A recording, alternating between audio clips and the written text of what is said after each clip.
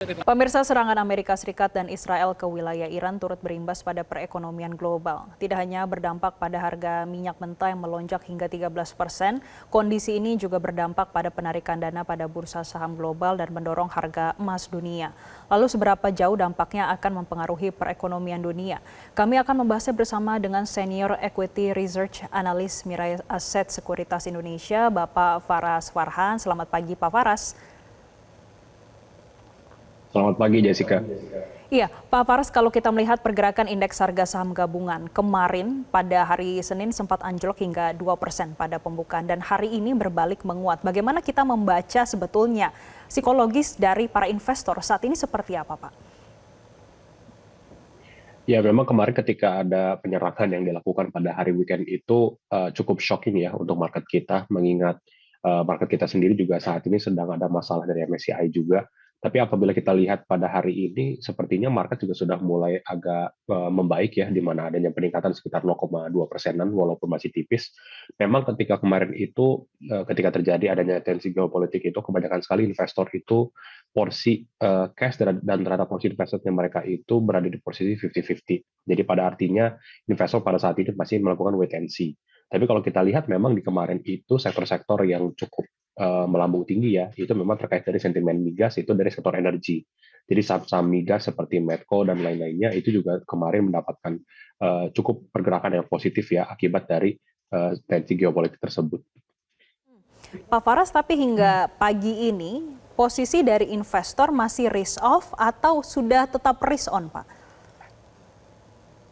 Pada saat ini kita lihat memang masih risk off ya, apalagi melihat transaksinya juga masih relatif menipis dan mengingat IHSG juga masih belum pulih akibat dari bahasanya surat cinta dari MSCI kemarin dan sekarang ada tensi geopolitik ini.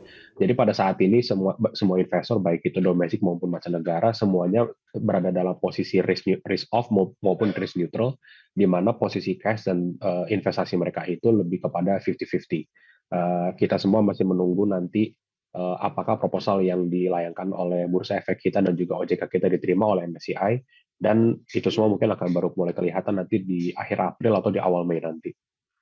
Oke, salah satu yang masih mempengaruhi adalah terkait dengan MSCI. Tapi kalau kita melihat dengan posisi geopolitik saat ini, seberapa besar akan berdampak terhadap bursa domestik kita dan juga emerging market hingga saat ini, Pak? Pada saat ini kalau kita lihat di asing ya, kemarin itu kan adanya penurunan dari S&P 500 dan juga Nasdaq.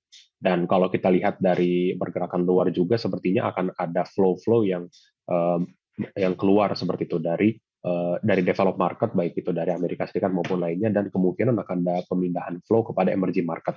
Ini merupakan salah satu kunci terutama untuk bursa efek kita, mengingat semoga kita masih dipertahankan di emerging market, dan menurut kita juga ini kita punya high possibility untuk bisa bertahan di emerging market, sehingga ini bisa menjadi salah satu opportunity untuk bursa efek Indonesia untuk mendapatkan flow segar dari asing itu sendiri. Walaupun memang tetap menurut saya pada saat ini risiko terbesar dari pasar modal kita ini selain dari tensi geopolitik itu yang paling besar itu adalah dari segi concern mengenai investability dari bursa efek kita sendiri. Jadi oleh karena itu kita memang pada saat ini terus memantau ya berbagai perkembangan yang terjadi dan berharap semoga tensi geopolitik ini juga tidak berkepanjangan dan semoga market kita juga mendapatkan reputasi yang cukup baik juga dari investor mancanegara. Pak Faras, terkait dengan kondisi geopolitik seperti ini, sebetulnya bukan pertama kali terjadi dan juga mempengaruhi pergerakan bursa global ataupun di emerging market itu sendiri. Tapi kalau kita bandingkan dengan hal yang sama sebelumnya terkait dengan ada penutupan Selat Hormuz, sebetulnya bagaimana performa indeks harga saham gabungan kita kalau kita bandingkan dengan sebelum-sebelumnya, Pak? Iya, kalau kita bandingkan dengan misalkan dengan perang yang paling baru ya, yaitu perang Rusia Ukraina, memang sempat ada penurunan di beberapa bulan pertama. Kalau tidak salah minusnya itu sempat minus 2 sampai 4%-an, tapi habis itu kemudian rebound kembali. Nah, tapi memang kalau Selat Hormuz ini kemudian ditutup dan penutupannya ini akan berdampak cukup panjang, ini akan cukup berpengaruh ya terhadap suplai minyak 20% dari global. Dalam artian akan ada potensi peningkatan harga minyak yang cukup signifikan, sehingga sehingga juga akan mengganggu berbagai cost structure baik itu dari emiten Indonesia maupun dari emiten mancanegara. Dalam artian kita lihat yang memang penutupan Selat Hormuz ini apabila memang ditutup dan berkepanjangan, ini juga dapat mempengaruhi supply chain, terutama dari pengiriman minyak dari negara kita kepada negara luar. Dan memang ini sudah terlihat ya dari harga minyak pada saat ini kita lihat Brent sempat menyentuh ke level $80 per barrel. Sekarang sih sudah relatif turun ke $79 per barrel.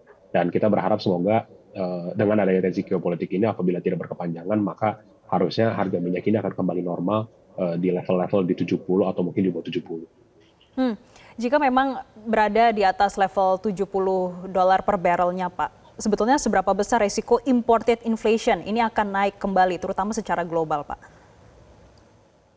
Ya, memang kalau kita lihat dari proyeksi IMF juga ya, setiap ada peningkatan 1% dari harga minyak akan ada peningkatan 0,4 hingga 0,5 percentage point dari global inflation. Dalam artian apabila harga minyak meningkat 10%, maka akan berdampak sekitar 4 hingga 5% terhadap global inflation. Ini cukup kunci ya, cukup kunci karena ini berdampak bukan hanya bagi Indonesia tapi juga dari berbagai negara di luar juga seperti itu. Jadi memang peningkatan harga minyak ini juga saat ini merupakan salah satu hal yang krusial, mengingat pada saat ini juga kita belum terlalu pengembangan dari alternatif energi juga belum terlalu signifikan, mengingat capex-nya juga cukup besar. Jadi peningkatan harga minyak ini akan cukup berpengaruh terhadap inflasi global. Pak Faras, tapi kalau kita melihat kondisi saat ini, bagaimana nanti Bank Sentral mengambil kebijakannya? Karena ada potensi dari inflasi, kemudian sampai saat ini kita belum recovery dari pandemi COVID-19. Apakah Bank Sentral secara global akan kembali hawkish?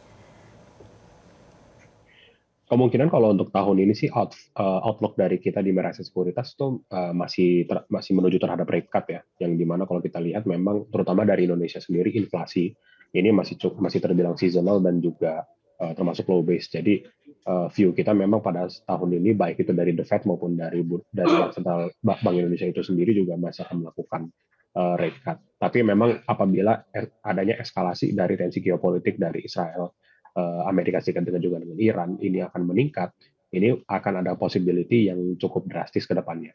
Jadi makanya kita sekarang pada saat ini hanya bisa berharap semoga tensi ini juga akan relatively menurun ya dan tidak berkepanjangan seperti itu, dan berharap tidak melibatkan berbagai macam pihak lagi supaya keadaan bursa global juga relatively lebih membaik. Salah satu hal yang menjadi sorotan dan banyak dibicarakan terkait dengan resiko terburuk dari tensi geopolitik yang saat ini terjadi, yaitu stagflasi secara global, Pak. Apakah Bapak melihat demikian? Ya, itu memang salah satu resiko terbesar yang akan terjadi ya apabila tensi geopolitik ini akan berlanjut ya. Mengingat pada saat ini juga berbagai negara juga memiliki problemnya masing-masing, baik itu dari segi fiskal maupun moneter. Particularly untuk Indonesia, apabila memang ini tensi geopolitik cukup meningkat dan mengingat budget ICP yang ditargetkan di kita itu pada saat ini masih di level $70 per barrel, dan belum ada peningkatan dari harga batu bara dan juga CPO yang dapat membantu penerimaan negara kita baik dari segi ekspor, maka ini akan cukup berdampak ya terhadap imbalance baik itu dari negara kita maupun dari negara luar juga. Jadi makanya saat ini berbagai negara dan juga terutama investor ya mereka melakukan risk off terlebih dahulu dengan porsi tadi saya bilang 50-50 cash, itu karena mereka ingin coba melihat terlebih dahulu apakah kondisi dari perang ini akan berkepanjangan atau akan lebih cepat dibandingkan perkiraan. Baik, terima kasih Bapak Faras Farhan selaku Senior Equity Research Analyst Mirae Asset Sekuritas Indonesia sudah memberikan insight-nya bagi pemirsa Zona Bisnis Metro TV. Jelajahi cara baru mendapatkan informasi. Download Metro TV Extend sekarang.